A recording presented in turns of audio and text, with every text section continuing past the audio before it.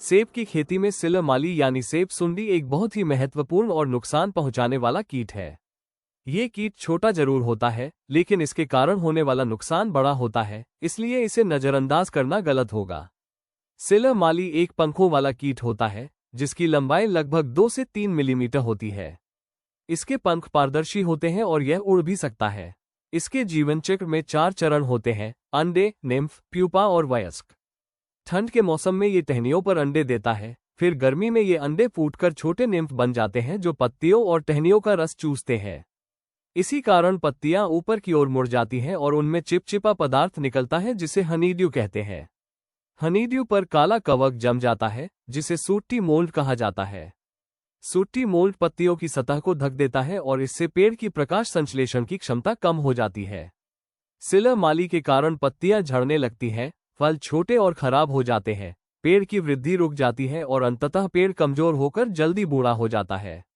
इस कीट का प्रकोप खासकर मार्च से मई और फिर अगस्त से अक्टूबर के बीच सबसे अधिक होता है, जब तापमान लगभग 15 से 25 डिग्री सेल्सियस होता है।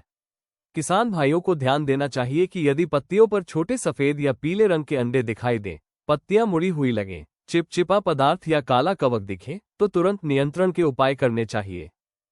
सिलर माली से बचाव के लिए सबसे पहले जरूरी है कि किसान नियमित रूप से अपने बाग की निगरानी करें और अंडों व निम्फ की संख्या जानें। इससे शुरुआती चरण में ही समस्या का पता चल जाता है और नियंत्रण आसान हो जाता है। जैविक नियंत्रण के लिए लाभकारी कीटों जैसे लेडी बग बीटल, लेसविंग्स और माइट ईटर कीटों को संरक्षण देना चाहिए जो सिलर को खाते हैं। इसके अलावा नीम आधारित जैविक कीटनाशकों का प्रयोग भी प्रभावी होता है और यह पर्यावरण के लिए सुरक्षित विकल्प है। जब संक्रमण अधिक बढ़ जाए तो रासायनिक कीटनाशकों का प्रयोग सावधानी से करना चाहिए। इमिडाक्लोप्रिड, थायोमेथॉक्सम और असीटमिप्रिड जैसे कीटनाशक दिए गए मात्रा में पानी में मिलाकर सुबह या शाम के समय छिड़काव करना चाहिए ताकि मधुमक्खियों को नुकसान न पहुंचे। इसके साथ ही किसान पारंपरिक और घरेलू उपाय भी अपना सकते हैं, जैसे हल्दी या लहसुन का अर्क छिड़कना, खेत की सफाई करना और पेड़ों की छटाई समय पर करना। ये सभी उपाय मिलकर कीट के प्रसार को कम करते हैं।